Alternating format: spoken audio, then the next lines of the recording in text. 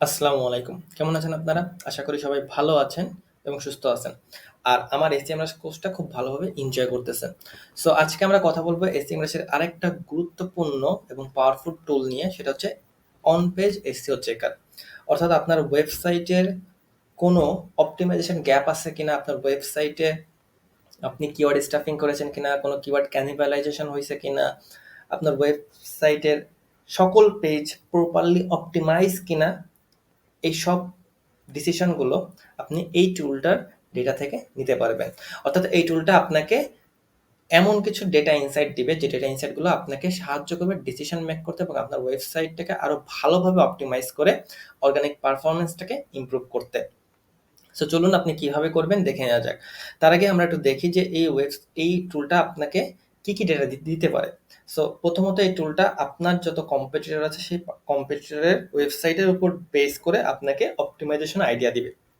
তাদের স্ট্র্যাটেজি, এই টুলটা তাদের স্ট্র্যাটেজিটাকে খুব ভালোভাবে অ্যানালাইসিস করবে এবং তারপরে আপনার স্ট্র্যাটেজির সাথে তাদের স্ট্র্যাটেজি থেকে যদি কোনো গ্যাপ থেকে থাকে তাহলে সেগুলোরও রিকমেন্ডেশন এই টুলস দিবে।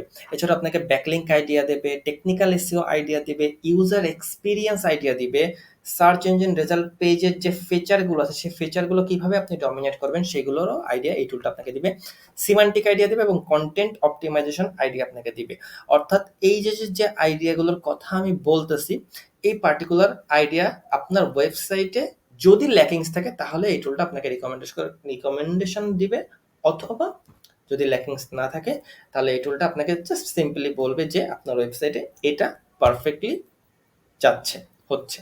সো চলুন আমরা দেখে নিই কিভাবে আপনি এই টুলটাকে সেট আপ করবেন। সিম্পলি অন্যান্য যে ভাবে আমরা সেট আপ করতাম টুলগুলোকে, ঠিক সেইভাবে আমরা সেট আপ করবো। কিভাবে করব? জাস্ট আপনি যে ওয়েবসাইটটার নিয়ে কাজ করতেছেন, যে ওয়েবসাইটটা আপনি অ্যানালাইসিস করতে চাচ্ছেন, সেই ওয়েবসাইটের ডোমেনটা এখানে এসে জাস্ট সিম্পলি ইনপুট দিবেন। সো আমি পুরো এসইএমএস কোর্সটা tesla.com নিয়ে কাজ করতেছিলাম, কিন্তু tesla.com ম্যাসিভ একটা ওয়েবসাইট, মিলিয়ন মিলিয়ন পেজ আছে। সো এটা অনেক টাইম লাগবে প্লাস অনেক কস্ট। কারণ হচ্ছে এই এসইএমরাস আমাকে পার্টিকুলার একটা প্রিমিয়াম যে প্ল্যান এবং যে প্রাইসিং, এই প্ল্যান থেকে আমাকে একটা পার্টিকুলার রেঞ্জ পর্যন্ত পেজ অডিট করতে দেবে অথবা চেক করবে। সো যত বেশি বড় সাইট হবে তত বেশি কস্ট, অর্থাৎ এক্সপেন্সিভ প্ল্যান আপনাকে নিতে হবে। সো আমি আমার এজেন্সি ওয়েবসাইটটা এখানে অ্যাড করব এবং এজেন্সি ওয়েবসাইটটা আমরা দেখবো যে আসলে কি কি গ্যাপ আমার এজেন্সি ওয়েবসাইটে আছে। সো গেট আইডিয়াতে ক্লিক করলে একটা ইন্টারফেস পপ আপ হবে, আপনাকে সিম্পলি ওই ইন্টারফেসের থ্রুতে কাজ করতে হবে এবং সেট আপ করতে হবে। আমি ইউনাইটেড স্টেটস না, আমি ইউনাইটেড কিংডম নিয়ে কাজ করতে চাচ্ছি। সো আমি ইউনাইটেড কিংডম এখানে দিয়ে দিলাম। আমি ডেস্কটপ না, আমি মোবাইল ডিভাইস চুজ করতে চাচ্ছি।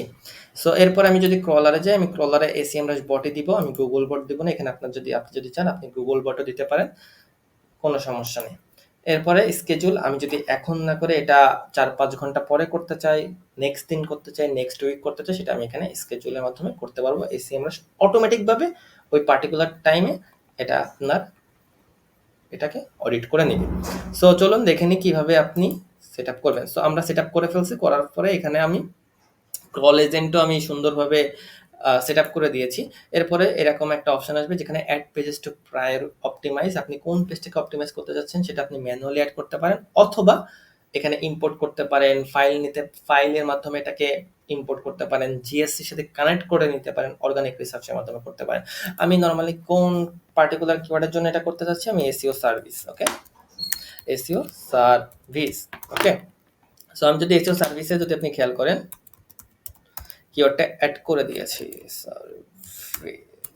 এসইও সার্ভিস, ওকে। সো সার্ভিসে কিওয়ার্ড অ্যাড করে এখানে আমি অ্যাড পেজে ক্লিক করে দিচ্ছি। যখন আমি অ্যাড পেজে ক্লিক করেছি এই পেজটা অ্যাড হয়ে গেছে। এখন আমি কালেক্ট আইডিয়া ক্লিক করব। সো কালেক্ট আইডিয়াতে ক্লিক করার সাথে সাথে এসইএমরাস কি করবে, ওই পেজটায় চলে যাবে এবং আমি যে কিওয়ার্ডটা লিখে সার্চ করছি ওই কিওয়ার্ডটা ওই পার্টিকুলার লোকেশনে সার্চ করবে। সার্চ করে ওই কিওয়ার্ডটার এগেইনস্টে যারা যারা র্যাঙ্কে আছে তাদের সবার পেজগুলোকে সুন্দরভাবে অ্যানালাইসিস করবে, তারপরে আপনার জন্য আইডিয়া জেনারেট করবে। So it's a good and handy and powerful tool, okay. So দেখেন আপনি এখানে যদি খেয়াল করেন এখানে তারা অ্যানালাইজ করতেছে। সো অ্যানালাইজ করা হয়েও গেছে। সে আমার জন্য কি কি আইডিয়া নিছে দেখি, চলুন দেখে নেওয়া যাক। সো আমাকে তারা স্ট্র্যাটেজিতে কোনো আইডিয়া দেয় নাই। ব্যাকলিংকে একটা আইডিয়া দিয়েছে। আ টেকনিক্যাল এসইও আইডিয়ার ক্ষেত্রে তারা বলতেছে যে সেটআপ সাইট অডিট, কিভাবে সাইট অডিট টুলটা সেটআপ করতে হবে এটা অলরেডি আপনি জানেন। সো এটা আশা করি আমার আর দেখানোর প্রয়োজন নেই। ইউজার এক্সপেরিয়েন্স আইডিয়া আপনাকে পেতে গেলে আপনার Google অ্যাকাউন্টের সাথে এটাকে কানেক্ট করতে হবে।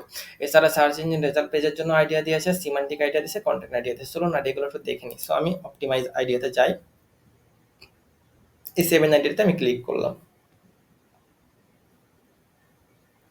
সো ক্লিক করার সাথে সাথে আমাকে এসইএমরা সুন্দরভাবে বলে দিচ্ছে। চলুন এবার আমরা স্টেপ বাই স্টেপ আমরা আইডিয়াগুলো একটু দেখি।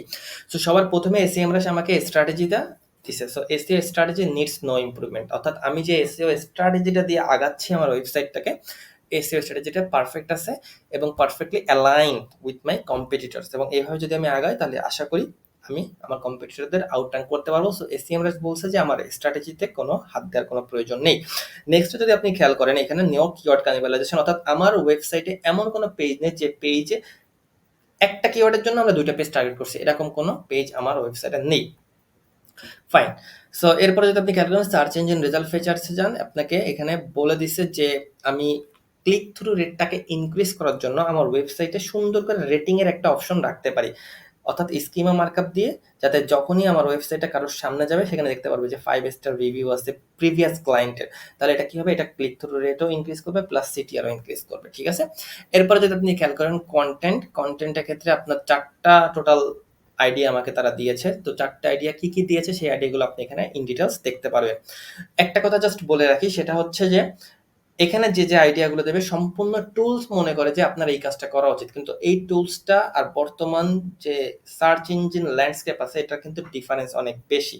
কারণ হচ্ছে বর্তমানে সার্চ ইঞ্জিনে কিন্তু এআই চলে আসছে, এআই ইনক্লুশন আসছে, অ্যালগরিদম আপডেট হচ্ছে। সো এই টুলের উপর বেস করেই কিন্তু শুধু আপনি অপটিমাইজেশন ডিরেক্টলি করতে পারবেন না। আপনাকে আপনার ব্রেইন খাটাইতে হবে, আপনার নলেজ খাটাইতে হবে, তারপরে আপনাকে অপটিমাইজ করতে হবে। কোনো কিছু অপটিমাইজ করার আগে আপনাকে বুঝতে হবে যে আমি যদি এই কাজটা করি তাহলে এটা আমার জন্য কতটুকু বেনিফিট দিবে, এবং এই কাজটা যদি আমি না করি তাহলে এটা কি আমার জন্য অনেক বেশি ক্ষতির সম্মুখীন করবে কিনা আমার ওয়েবসাইটটাকে। তো এই জিনিসগুলো আপনাকে অ্যানালাইসিস করতে হবে। এরপরে যদি আপনি নিচে চলে যান, দেখেন এখানে semantic enrich your page content আমাকে বলা হয়েছে, এটার মানে যে এই পার্টিকুলার কিওয়ার্ডগুলো আমার ওয়েবসাইটের ওই পার্টিকুলার পেজে মিসিং আছে। সো আমি যাতে এই টাইপের কিওয়ার্ডগুলো আরো বেশি আমার পেজে ইনপুট দিয়ে অ্যাড করি তাহলে কি হবে, তাহলে আমার পেজটা সিমান্টিক্যালি রিলেভেন্ট হবে আমার পেজে। অ্যাকচুয়ালি ইট মিনস আপনার ওয়েবসাইটে যত বেশি পারেন আপনি এলএসএ কিওয়ার্ড, রিলেটেড কিওয়ার্ড ব্যবহার করেন। ঠিক আছে। শুধুমাত্র একটা কিওয়ার্ডই ব্যবহার করেন না, অর্থাৎ মেইন কিওয়ার্ডটা ব্যবহার করেন না। ওইভাবে আসলে আপনি বড় কিছু মানে র‍্যাংক করতে পারবেন না, অ্যাটলিস্ট 2025 এসে তো পারবেনই না। তারপরে যদি আপনি খেয়াল করেন ব্যাকলিঙ্ক, তারা মনে করে যে এই পার্টিকুলার ওয়েবসাইট থেকে আমার ওয়েবসাইটে ব্যাকলিঙ্ক নেওয়া উচিত। তারা এই যে সাজেশনগুলো আপনাকে দিচ্ছে সম্পূর্ণ সাজেশন কিন্তু বেসড অন মাই কম্পিটিটরস, অর্থাৎ তারা আমার কম্পিটিটরদের অ্যানালাইসিস করছে, দেখছে যে আমার কম্পিটিটরের এই পার্টিকুলার সাইট থেকে ব্যাকলিঙ্ক নেওয়া আছে। সো তারাও মনে করে যে আমার এখান থেকে ব্যাকলিঙ্ক নেওয়া উচিত।